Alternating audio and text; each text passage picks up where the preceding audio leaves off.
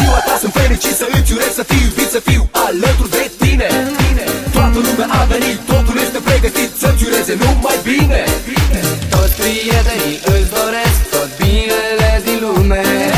Multă șampanie, multe flori, cadouri pentru tine.